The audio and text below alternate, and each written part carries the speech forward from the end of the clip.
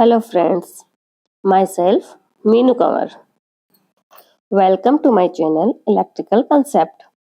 Today I will discuss about transformer कि transformer क्या होता है, ट्रांसफार्मर का क्या काम है और इसकी बेसिक कंस्ट्रक्शन क्या है एंड लास्ट में इससे रिलेटेड एमसीक्यूज को हम सोल्व करेंगे.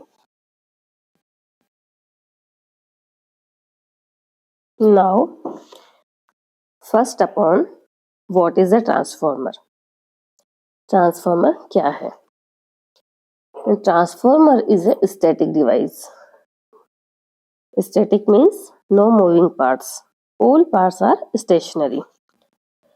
It means ट्रांसफार्मर में सभी पार्ट जो है वो स्टेशनरी होते हैं, कोई भी पार्ट मूवेबल नहीं होता है.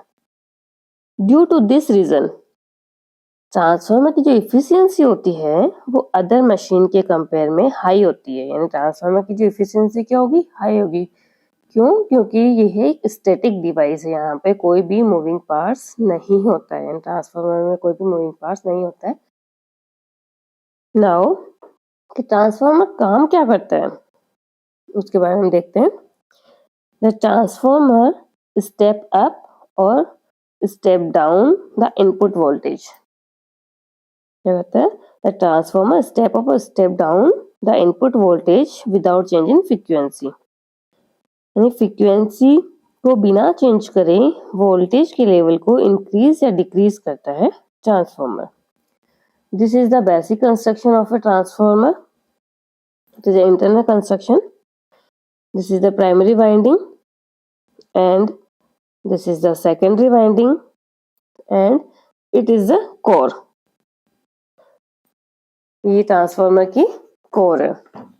यहाँ पर हम ट्रांसफार्मर में ऐसी साइनोसॉइडल वेव देते हैं, यानी ऐसे सप्लाई करते हैं. हम ट्रांसफार्मर में डीसी सप्लाई नहीं करते हैं. ट्रांसफार्मर जो वर्क करता है वोल्टेज के लेवल को चेंज करता है, स्टेप अप और स्टेप डाउन करता है, उसको हम एग्जांपल के थ्रू समझते हैं. माना कि हमने इनपुट में यानी यहाँ पर प्राइमरी साइड में इनपुट में 100 वोल्ट ऐसी सप्लाई दी. यहाँ पर हमने कितनी वोल्ट दी? 100 वोल्ट ऐसी सप्लाई दी, यानी 100 वोल्ट दिया. तो यहाँ पर सेकेंडरी साइड में जो आउटपुट है यहाँ पर अगर हमें 200 वोल्ट मिलता है, इट मीन्स वोल्टेज बढ़ रहा है, यानी वोल्टेज का इंक्रीमेंट हो रहा है या वोल्टेज स्टेप अप हो रहा है. तो इस तरह के जो ट्रांसफार्मर होते हैं उनको हम स्टेप अप ट्रांसफार्मर कहते हैं. इन अदर वर्ड्स अगर इनपुट में हम 100 वोल्ट सप्लाई दें, यानी प्राइमरी साइड में यहाँ पर अगर हम 100 वोल्ट सप्लाई दें और आउटपुट में यानी सेकेंडरी साइड में यहाँ पर आउटपुट में हमें 50 वोल्ट ऐसी सप्लाई मिले, मीन्स वोल्टेज कम मिल रहा है, वोल्टेज डिक्रीज हो रहा है या डाउन हो रहा है, तो इस तरह के ट्रांसफार्मर को हम स्टेप डाउन ट्रांसफार्मर कहते हैं. यानी आउटपुट साइड में अगर वोल्टेज इनपुट के कंपेयर में इंक्रीज होता है, बढ़ता है, तो स्टेप अप ट्रांसफार्मर कहलाता है. या आउटपुट साइड में वोल्टेज जो होता है इनपुट के कंपेयर में डिक्रीज होता है या डाउन होता है, उसको हम स्टेप डाउन ट्रांसफार्मर कहते हैं. It means transformer voltage level को इंक्रीज या डिक्रीज करता है but without change in frequency. यानी जो इनपुट फ्रीक्वेंसी होती है वो हमेशा सेम रहेगी. इनपुट फ्रीक्वेंसी कभी भी किसी भी कंडीशन में चेंज नहीं होती है. जितनी इनपुट के अंदर सप्लाई फ्रीक्वेंसी उतनी ही आउटपुट में सप्लाई फ्रीक्वेंसी होगी. Due to this reason transformer called a constant frequency device. इसलिए हम ट्रांसफार्मर को क्या बोलते हैं? कांस्टेंट फ्रीक्वेंसी डिवाइस है. कि ट्रांसफार्मर क्या है? कांस्टेंट फ्रीक्वेंसी डिवाइस है. इस तरह के क्वेश्चंस एग्जाम में काफी बार एमसीक्यूज में पूछे गए हैं कि ट्रांसफार्मर कांस्टेंट फ्रीक्वेंसी डिवाइस है या वेरिएबल है या इंक्रीज फ्रीक्वेंसी डिवाइस है या डिक्रीज फ्रीक्वेंसी डिवाइस है. तो ट्रांसफार्मर क्या है? कि कांस्टेंट फ्रीक्वेंसी डिवाइस है. And it is also called a constant power device because input में जितनी पावर सप्लाई देंगे उतनी ही पावर हमें आउटपुट में मिलेगी. इसलिए ट्रांसफार्मर को क्या बोलते हैं? कांस्टेंट पावर डिवाइस भी बोलते हैं. नाउ ट्रांसफार्मर किसके प्रिंसिपल पर वर्क करता है वो हम देखते हैं. Transformer Faraday's law of electromagnetic induction and mutual induction पर वर्क करता है. इस पर वर्क करता है. Faraday's law of electromagnetic induction और म्यूचुअल इंडक्शन पर वर्क करता है। अब इलेक्ट्रोमैग्नेटिक मीन्स क्या होता है कि जैसे इनपुट में हमने यहाँ पे प्राइमरी वाइंडिंग है, ये इनपुट सप्लाई दे रहे हैं, इनपुट में हमने जब सप्लाई दी तो इलेक्ट्रिकल एनर्जी को ये किसमें चेंज कर रहा है, यहाँ पे इनपुट में हम सप्लाई देते हैं, सप्लाई सपोज कोई वीपी दिया, यहाँ पे आईपी इनपुट करंट है, ये इनपुट करंट इस प्राइमरी वाइंडिंग में क्या करेगा, इस प्राइमरी वाइंडिंग को यहाँ पे मैग्नेटिक फील्ड प्रोड्यूस करेगा और ये मैग्नेटिक फील्ड इस कोर के थ्रू सेकेंडरी के अंदर वापस हमें सेकेंडरी में ये मैग्नेटिक फील्ड किसमें वीएस में यानी ईएमएफ के रूप में हमें मिलेगा। तो ये क्या कर रहा है, इनपुट में जो इलेक्ट्रिकल एनर्जी है उसको किसमें कन्वर्ट कर रहा है, मैग्नेटिक एनर्जी में। फिर ये मैग्नेटिक एनर्जी इलेक्ट्रिकल इसमें सेकेंडरी वाइंडिंग के थ्रू वापस हमें क्या मिल रही है, इलेक्ट्रिकल एनर्जी में मिल रही है, इसलिए इसे बोलते हैं इलेक्ट्रोमैग्नेटिक इंडक्शन या म्यूचुअल इंडक्शन। एक वाइंडिंग के थ्रू दूसरे वाइंडिंग में ये क्या फ्लक्स लिंक्ड हो रहा है, इसलिए इसे हम बोलते हैं म्यूचुअल इंडक्शन।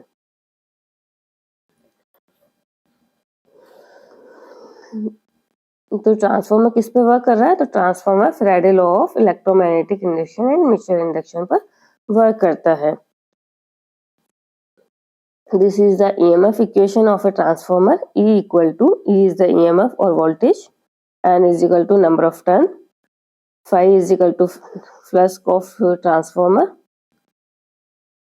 तो जो E है, E is equal to voltage भी बोल सकते हैं हम इसको, या EMF बोल सकते हैं, इलेक्ट्रोमोटिव फोर्स E बोल सकते हैं। तो E जो है वो किसके प्रोपोर्शनल है, N की, number of turns of primary winding और सेकेंडरी वाइंडिंग। तो E is proportional to N।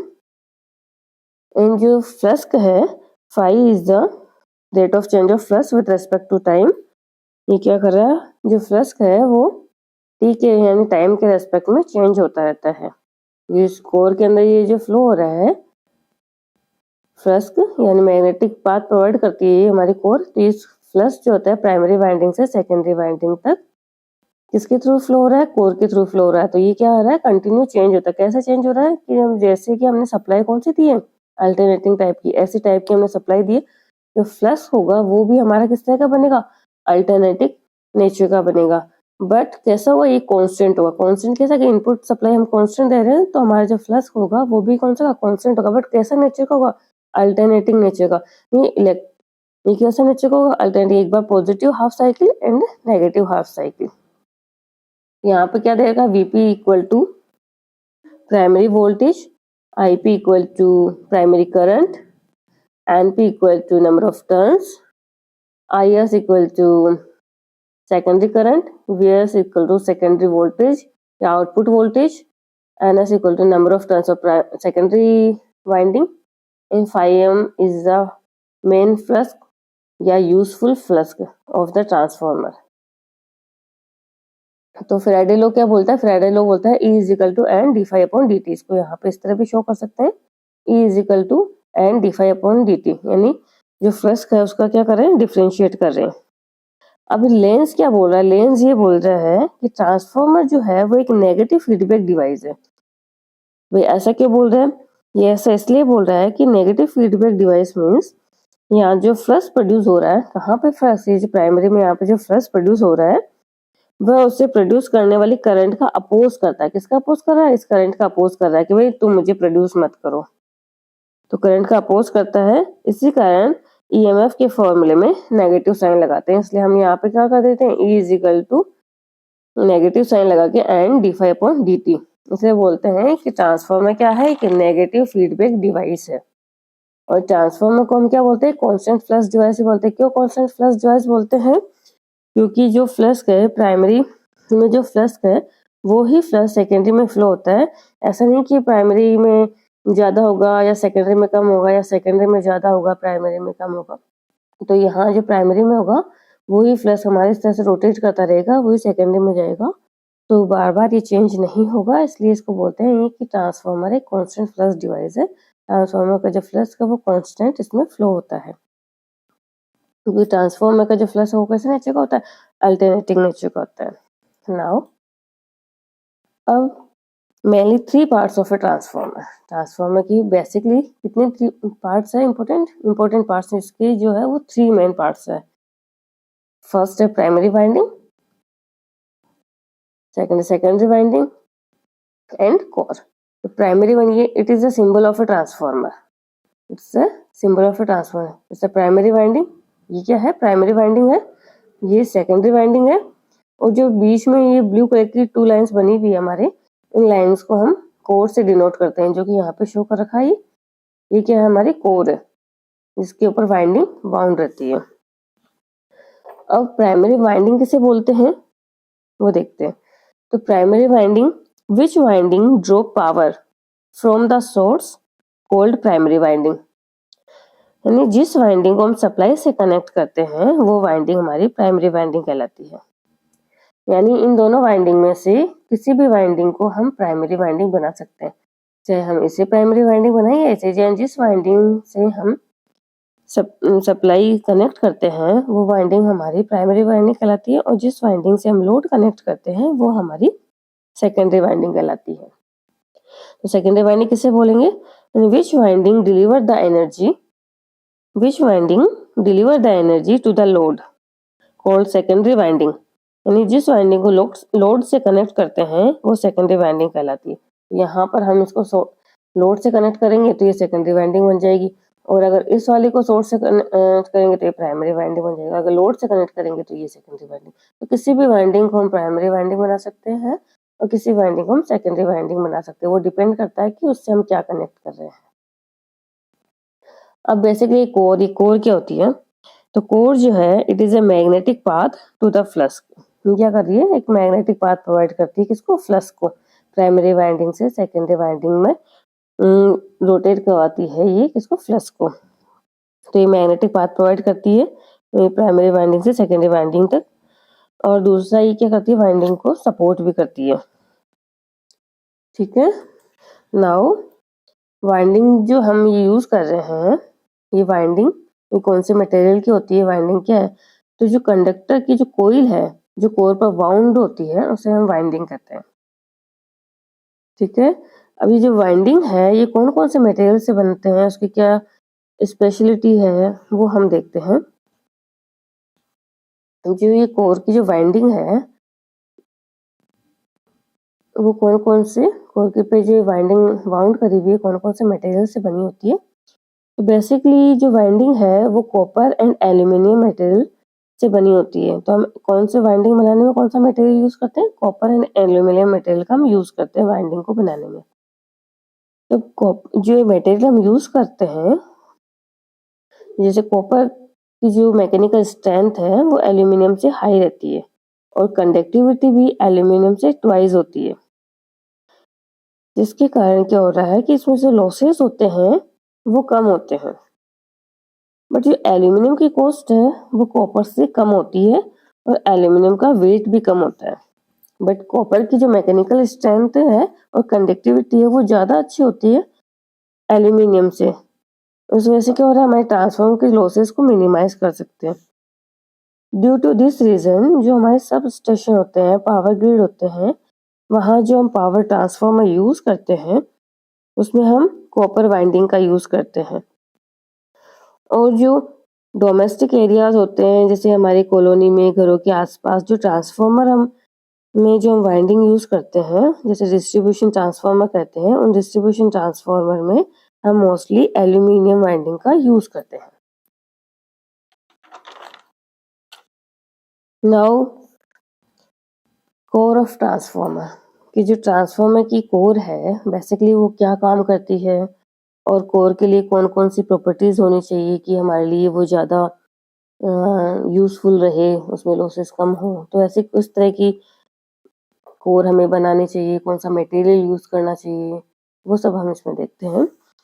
तो कोर सबसे पहले करती क्या है? तो कोर वाइंडिंग को सपोर्ट करती है एंड फ्लक्स को मैग्नेटिक पाथ प्रोवाइड करती है। कहाँ से? प्राइमरी वाइंडिंग से सेकेंडरी वाइंडिंग में जो फ्लक्स पहुंचना होता है उसको क्या करती है कि पाथ प्रोवाइड करती है।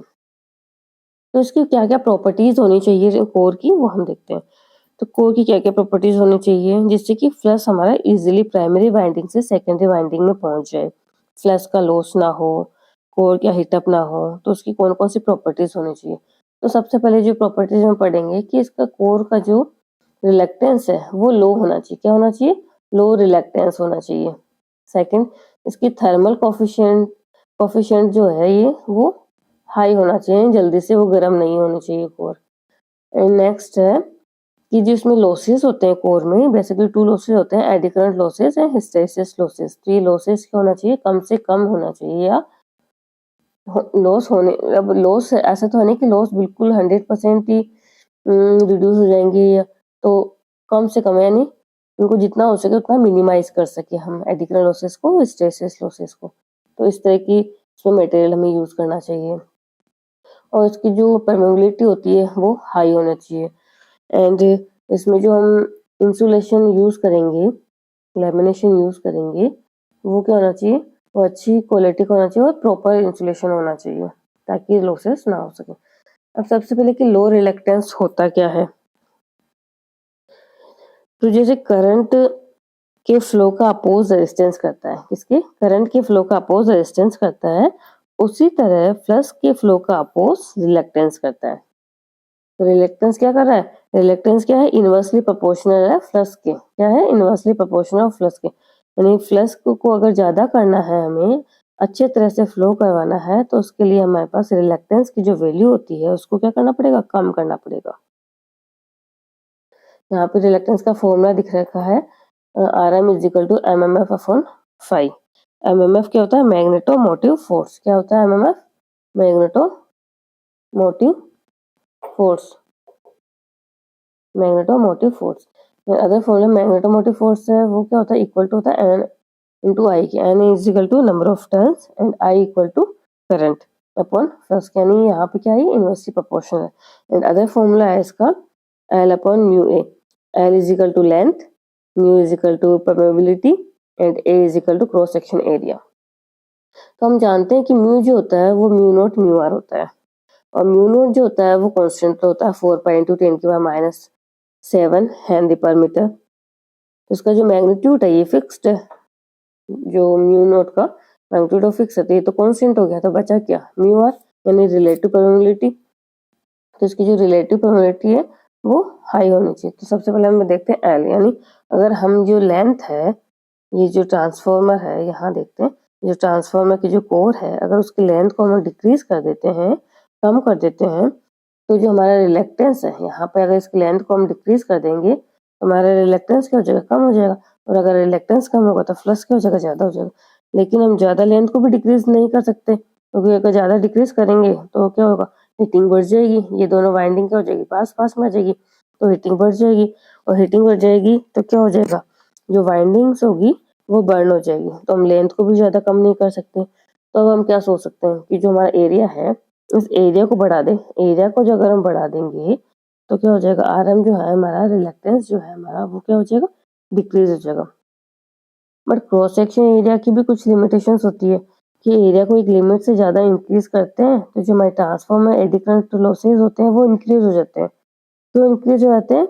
Because eddy current surface charge distribution में आता है। किसमें आता है? Surface charge distribution. तो अगर हम एरिया को बढ़ा देंगे, ज्यादा बढ़ा देंगे, तो हमारे पास ये तो कम हो जाएगा, लेकिन क्या हो जाएगा? लॉसेज ज्यादा हो जाएंगे। जो एडी करंट लॉसेज ज्यादा हो जाएंगे तो वैसे भी हमारे पास में जितना डिजायर आउटपुट हमें मिलना चाहिए था वो हमें मिल नहीं पाएगा।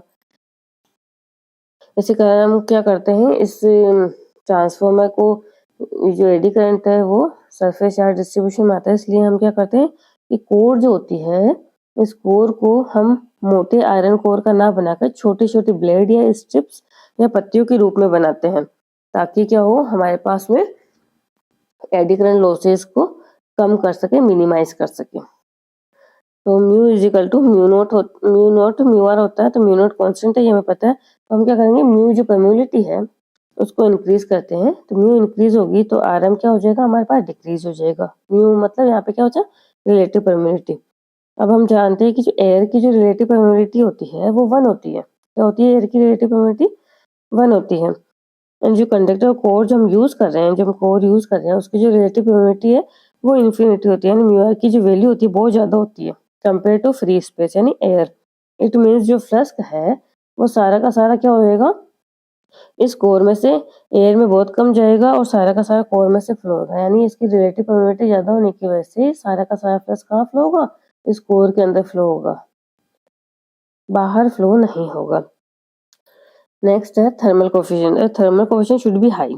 थर्मल कोफिशिएंट हाई होना चाहिए, नहीं तो क्या हो, हीट अप होकर वाइंडिंग क्या हो जाएगी, बर्न हो जाएगी। नेक्स्ट है reduced eddy current losses and hysteresis losses.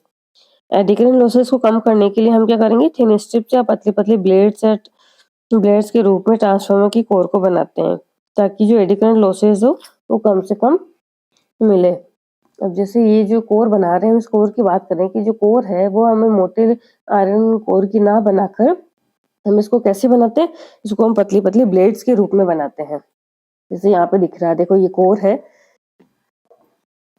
इस कोर को हमें बनाना है तो इसको हम देखो ये पतली पतली ब्लेड्स के रूप में हम यहाँ पे बना रहे हैं। यहाँ पे देखो इसको हमने ऐड कर रखा है, यहाँ पे देखो ये एल शेप में, ये यू शेप में, ये आई, ये ई, ये आई, इस तरह की जो पतली पतली ब्लेड्स है, स्ट्रिप्स है, उनको हम एक साथ कनेक्ट करके ट्रांसफार्मर की कोर बनाते हैं, ताकि जो हमारे लॉसेज है वो क्या हो जाएंगे, रिड्यूस हो जाएंगे। एडी करंट लॉसेज है वो रिड्यूस हो जाएंगे। इसके ऊपर हम क्या करें, प्रॉपर इंसुलेशन करते हैं, उस पर लेमिनेशन करते हैं हम, ताकि जो हमारी लॉसेज है, एडी करंट और हिस्टेरेसिस लॉसेज, वो रिड्यूस हो सके।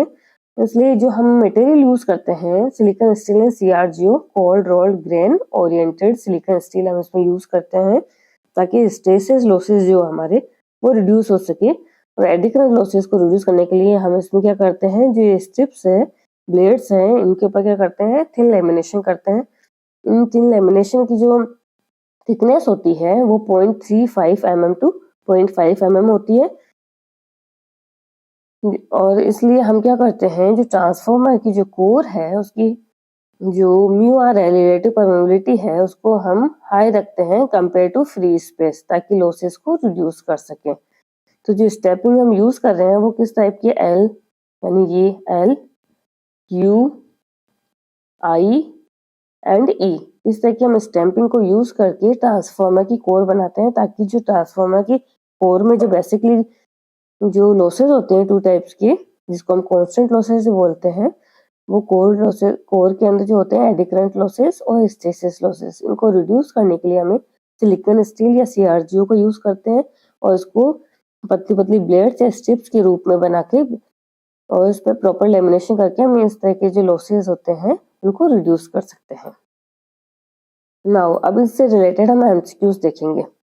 Transformer will work on, first question है transformer will work on, transformer किस पे काम करेगा, तो A, option A AC only, B DC only, C AC as well as DC, option D none of the above. तो हम जानते हैं कि ट्रांसफार्मर जो होता है वो सिर्फ एसी पे काम करता है, डीसी पे वो बर्न हो जाएगा, तो इसका option A is the correct answer, तो AC only. Question number 2, the basic function of a transformer is to change, option A the level of the voltage, option B the power levels, option C the power factor, option D the frequency. तो हमें पता है कि power जो होता है, input का जो पावर है वही पावर हमें आउटपुट में मिलता है, यानी पावर में कोई चेंज नहीं होता, कांस्टेंट पावर डिवाइस है ट्रांसफार्मर। ऑप्शन डी भी जो फ्रीक्वेंसी होती है वो भी कांस्टेंट होती है, इसमें इनपुट में इतनी फ्रीक्वेंसी होती है, आउटपुट में भी उतनी फ्रीक्वेंसी होती है, तो कांस्टेंट फ्रीक्वेंसी डिवाइस है, तो ऑप्शन बी और डी कैंसिल आउट हो गया। Option C the power factor जो होता है ट्रांसफार्मर में, वो पावर फैक्टर हम इसमें यूज ही नहीं करते, पावर फैक्टर ट्रांसफार्मर में यूज नहीं होता, ये एसी मोटर और डीसी मोटर्स में यूज होता है, पावर फैक्टर का ट्रांसफार्मर को रोल ही नहीं है। ऑप्शन सी भी रॉन्ग हो गया। अब बचा क्या, the level of the voltage, तो option A is the correct answer, कि जो ट्रांसफार्मर होता है वो वोल्टेज के लेवल को चेंज करता है, यानी वोल्टेज को इंक्रीज या डिक्रीज करता है। Question number 3, which type of flux does transformer action need, transformer की एक्शन के लिए कौन सा फ्लक्स चाहिए हमें, option A alternating electric flux, option B alternating magnetic flux, C increasing magnetic flux, D constant magnetic flux. अब सबसे पहले तो हम इनपुट सप्लाई के अंदर अल्टरनेटिव सप्लाई देते हैं, ऐसे सप्लाई देते हैं, तो जो हमारा फ्लक्स बनेगा वो भी अल्टरनेटिव टाइप का ही बनेगा, बट उसका मैग्नीट्यूड जो होता है वो कांस्टेंट होता है, लेकिन वो इंक्रीज और डिक्रीज नहीं होता। तो ऑप्शन सी जो है वो रॉन्ग हो गया, ऑप्शन ए भी रॉन्ग हो गया, क्योंकि इलेक्ट्रिक फ्लक्स नहीं होता क्योंकि हमें मैग्नेटिक फ्लक्स होता है। ऑप्शन डी भी रॉन्ग है, कांस्टेंट मैग्नेटिक फ्लक्स कांस्टेंट नहीं होता, अल्टरनेटिव होता है, तो ये option B is the correct answer, alternative magnetic flux. Question number 4, the purpose of the transformer core is to provide. Transformer core अभी हमने पढ़ा कि हमें क्या होना चाहिए, जो लो रिलेक्टेंस होना चाहिए, क्योंकि रिलेक्टेंस अगर ज्यादा होगा तो हमारे पास में क्या होगा, जो प्राइमरी वाइंडिंग से सेकेंडरी वाइंडिंग में फ्लक्स का जो फ्लो होता है वो फ्लो क्या हो जाएगा, कम हो जाएगा, तो हमें जितना आउटपुट चाहिए था उतना आउटपुट हमें नहीं मिल पाएगा। तो इसका जो आंसर है low reluctance path is the correct answer. Inductive and capacitive तो इसमें होता ही नहीं है, कुछ ऑप्शन है, तो ये बी और सी तो वैसे भी गलत है। हाई रिलेक्टेंस कर देंगे तो हमारे पास में आउटपुट में या सेकेंडरी वाइंडिंग में जो फ्लक्स है वो प्रॉपर पहुंच नहीं पाएगा। नेक्स्ट है, what is the working principle of a transformer. तो ट्रांसफार्मर की वर्किंग है Faraday law of electromagnetic induction और म्यूचुअल इंडक्शन पर बेस्ड है। तो जो ऑप्शन ए है सेल्फ इंडक्शन, ये रॉन्ग हो गया। ट्रांसफार्मर का वर्किंग प्रिंसिपल म्यूचुअल इंडक्शन पर वर्क है, ये करेक्ट है। और जो सी ऑप्शन दे रखा है transformer work on the principle of Ampere's law, and D option देकर transformer work on the principle of Coulomb. तो ये सी और डी भी रॉन्ग हो गया। तो ऑप्शन जो बी है it is the correct answer, transformer works on the principle of mutual induction. Question number 7, what is the function of a transformer. Option A, transformer is used to step down और up the AC voltage and current. Option B, transformer used to step down or up the DC voltage and current. Option C, transformer converted DC to AC voltage, and option D, transformer converted AC to DC voltage. तो firstly तो transformer convert करता ही नहीं है voltage को, तो ये AC to DC, DC to AC convert करता ही नहीं, तो ये ऑप्शन सी और डी तो रॉन्ग हो गया। फिर ऑप्शन डी बोल रहा है कि जो वोल्टेज को स्टेप डाउन और स्टेप अप करता है और डीसी वोल्टेज लिखा हुआ है, तो डीसी के ऊपर ट्रांसफार्मर वर्क करता ही नहीं है, तो ये भी रॉन्ग हो गया। ऑप्शन ए बचा, तो transformer use to step down और up the AC voltage current. तो ये option A is correct answer, क्योंकि जो ट्रांसफार्मर है वो वोल्टेज को स्टेप अप और स्टेप डाउन करता है, यानी आउटपुट में जो पावर होता है और जो इनपुट में जो पावर होता है वो सेम होता है। यानी इनपुट में अगर हमने 100 दिया, 100 वोल्ट दिया, तो आउटपुट में 100 वोल्ट ही मिलता है। यानी वोल्टेज अगर बढ़ रहा है तो करंट ऑटोमेटिकली डिक्रीज हो जाएगा। तो ये option A is the correct answer. Now question number 8, a transformer is a efficient device become it. Efficient device कैसे बनेगा। Option A is a static device, option B uses inductive coupling, option C uses capacitive coupling, option D uses electric coupling. तो इसमें inductive और capacitive का तो कुछ role ही नहीं है, तो ऑप्शन बी और सी तो वैसे डिक्रीज हो गया, यानी रॉन्ग हो गया।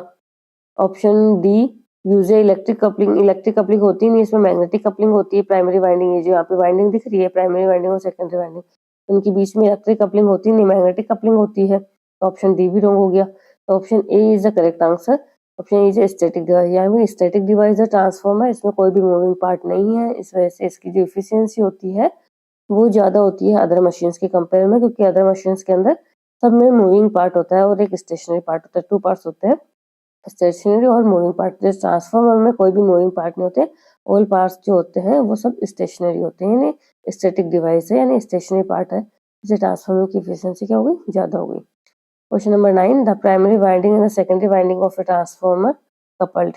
अब ये दिख रहा है अपने को यहाँ पे, इसका डायग्राम, ट्रांसफार्मर का इंटरनल डायग्राम। यहाँ पे प्राइमरी वाइंडिंग है, ये सेकेंडरी वाइंडिंग, और एक कोर है, इस पर वाइंडिंग क्या हो रही है, बाउंडेड रहती है। तो option is electrically, option B magnetically, option C electrically and magnetically, and option D none of the above. तो ये इसमें इलेक्ट्रिकली नहीं कनेक्ट है प्राइमरी वाइंडिंग और सेकेंडरी, इन दोनों के बीच में कोई सप्लाई नहीं दे रखी है हमने दोनों के बीच में, तो ये इलेक्ट्रिकली कपल्ड नहीं है। तो option A is wrong answer. Option B magnetically, हाँ तो ये करेक्ट आंसर है, क्योंकि दोनों के बीच में मैग्नेटिकली कपल्ड होती है। यहाँ पे फ्लक्स के थ्रू कपल्ड है, यहाँ जो मैग्नेटिक फ्लक्स बन रहा है उसके थ्रू क्या है, ये कपल्ड है। बी जो ऑप्शन है वो करेक्ट है। ऑप्शन सी देख लेते हैं हम, इलेक्ट्रिकली मैग्नेटिक, इलेक्ट्रिकली तो रॉन्ग है, तो ये भी नहीं होगा, none of the above. Option B जो था उसका करेक्ट आंसर था। अब question number 10, in a transformer electrical power is transfer from primary to secondary. अब ट्रांसफार्मर में जो पावर जो हम ट्रांसफर कर रहे हैं प्राइमरी से सेकेंडरी, तो किसके थ्रू हो रहा है? Option A through air, option B magnetic flux, option C through insulating medium and option D none of these. तो किसके थ्रू होता है प्राइमरी वाइंडिंग से सेकेंडरी वाइंडिंग में? तो मैग्नेटिक फ्लक्स के थ्रू होता है। किसके थ्रू होता है? मैग्नेटिक फ्लक्स के थ्रू। नहीं तो एयर के थ्रू होता है, नहीं इंसुलेटिंग मीडियम के थ्रू होता है। किसके थ्रू होता है? मैग्नेटिक फ्लक्स के थ्रू। तो option B is the correct answer. What is the thickness of lamination uses in transformer? और जो हमने कोर बनाई थी ट्रांसफार्मर की, जो कोर है जो सिलिकॉन स्टील या CRGO cold rolled grain oriented silicon steel से बनी होती है, उसको हम पतले पतले ब्लेड्स के रूप में या स्ट्रिप्स के रूप में बनाते हैं ना।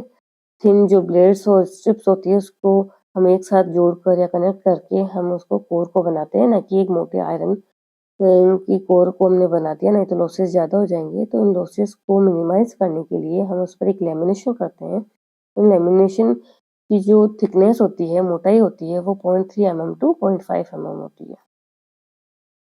And thank you for watching this video.